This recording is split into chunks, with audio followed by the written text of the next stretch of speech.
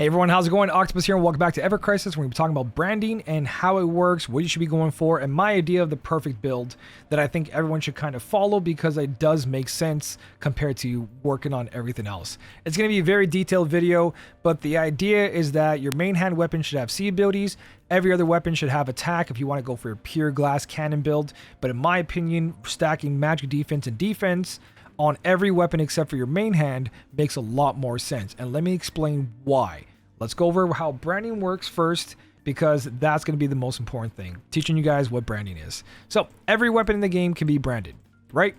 Make sure that every weapon you use on all your builds are being branded one time each. So roll 3 times on each weapon. So right here, Edgewing, Shinra Blade, White Dog, Crossbow, Murasami, Monster Hunter weapon. I should be rolling these stats right away. How do we do this?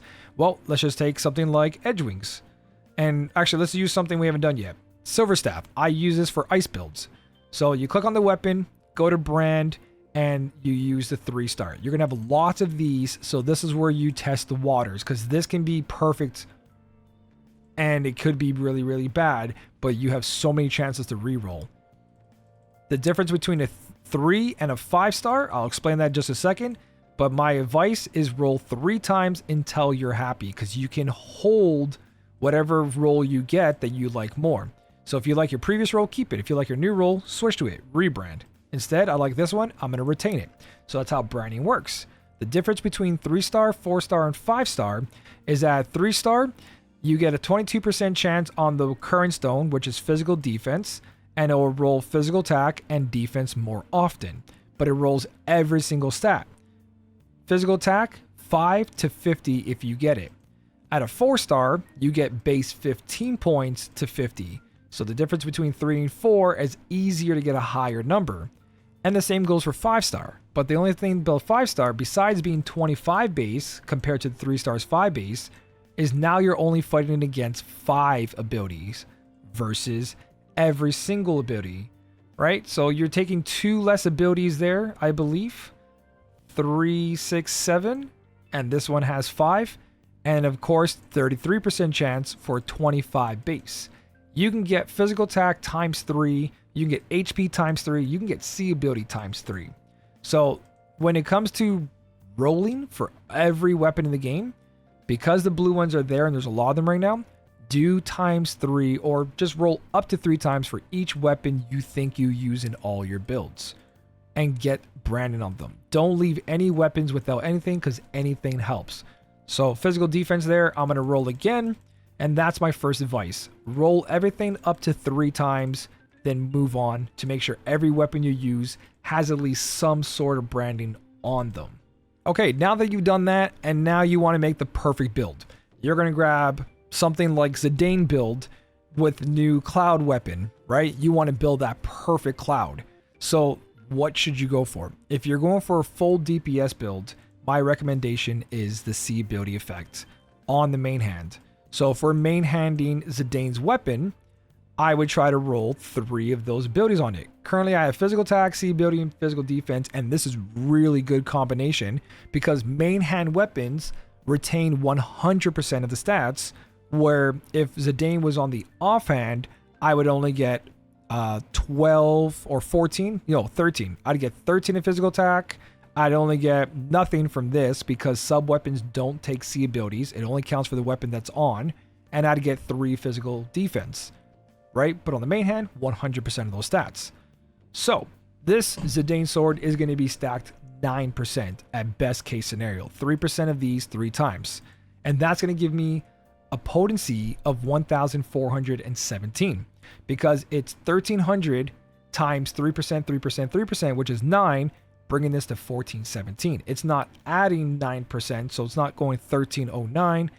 It's multiplying it. Keep these numbers in your head because I'm about to go nerdy on you, and it's going to get very boring from this point on unless you're into this stuff. So the idea here is that a party is going to have a main DPS, and that main DPS is going to be your average about 7,000. I'm a free-to-play account. Here's my cloud, 7,754. So my idea here is this is math. So we're going to lower that 7,754 to just 7,000 to make easy math. Our potency on our Zidane sword is 1300. We're going to go 1300 times 1.09 for the branding, giving us 1417 potency. We're going to take that. That's our base that we're going to multiply with. Now, when we brand and we give every weapon 150 attack, right? Ultimate weapon, main hand, and all that, we get a total of 600.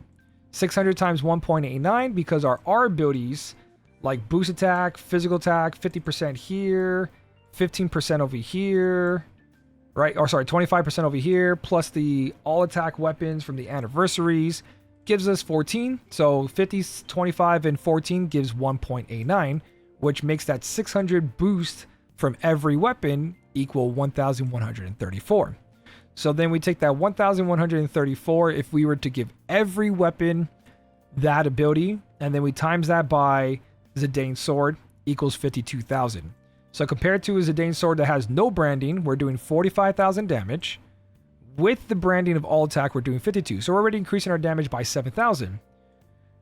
But if we do it where we just have potency on Zidane sword, like I was talking about, we do 49, an increase of 4,000 damage, not including any other branding on there, just that 9% increase. Or we do the 9% increase plus every other weapon has attack with the 1.89, that's 850. So 7,850 attack times a 1417, which is 1,417 potency from Zidane. You divide that by 2, the damage equals 55,000. So base damage, no branding exists, 45. Now that branding exists with perfect rolls, 55. Full physical build, 52. So the difference between a full physical build and a potency build is 3,000 extra attack each attack. That's really good. But I want to focus on this. No increase from branding for attack, but we get the potency on the main hand. We're doing 49. The difference from here to here is 6,000 per attack. Every 10 attacks you do in a battle, that's 60,000 damage, right? We do about maybe 15 to 20 attacks on the hardest content, and usually not that much because they have a death move, so we got to act fast. So we're not going to realistically do a lot of damage. We're going to get like an extra 1 attack out there. But what's important is surviving. So what we do is keep our base attack, give that potency to the main hand weapon, and then we stack defense for everything else. Because materia only goes up to like so much physical defense up and so much magic defense up. The best I've ever rolled for one on physical defense is 18, and the best magic defense I ever rolled was 19. So let's just say materia averages 20. That adds 60 defense if I need to survive. But what do I lose in the process? Well, again, physical and magic attack is based off percentage. So every time I try to take one of these away, I'm losing 7.8.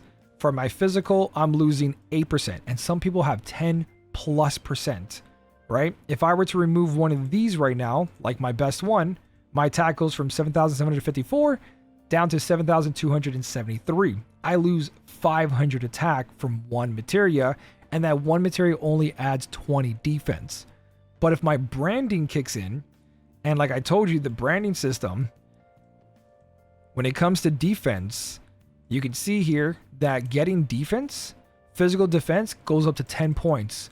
On your ultimate weapon, you automatically get 30 defense.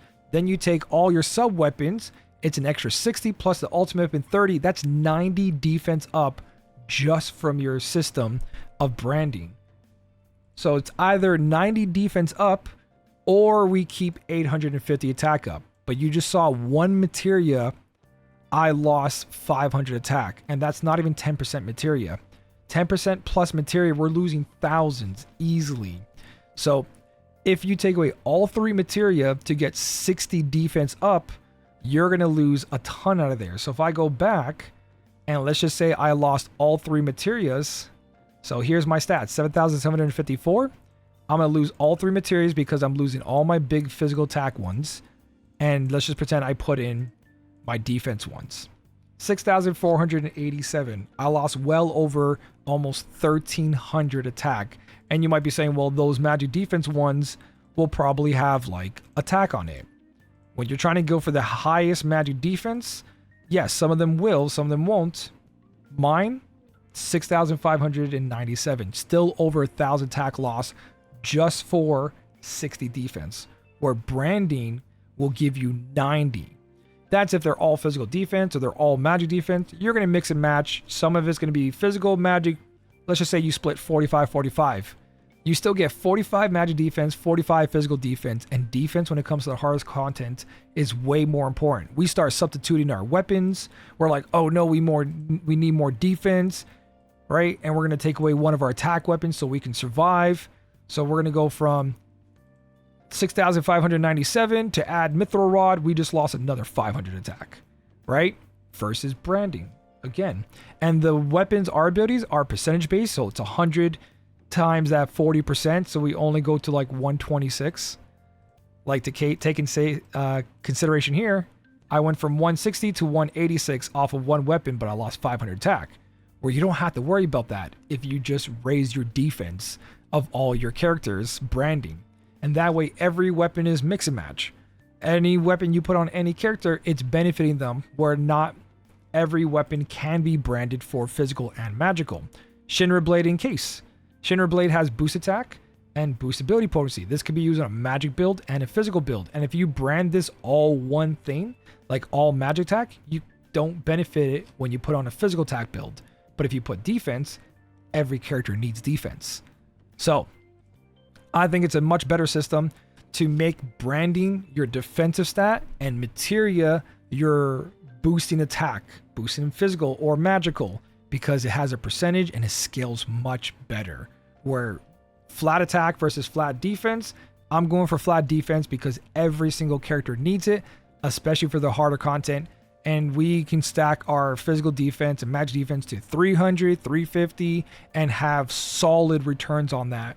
So definitely, I recommend you guys go defense on all your branding. But if you want that glass cannon build, which most likely in the harder content will be interrupted, and the most important place would be like dungeon rankings and guild battles. Some guild battles we had where we died unless we had our defense up.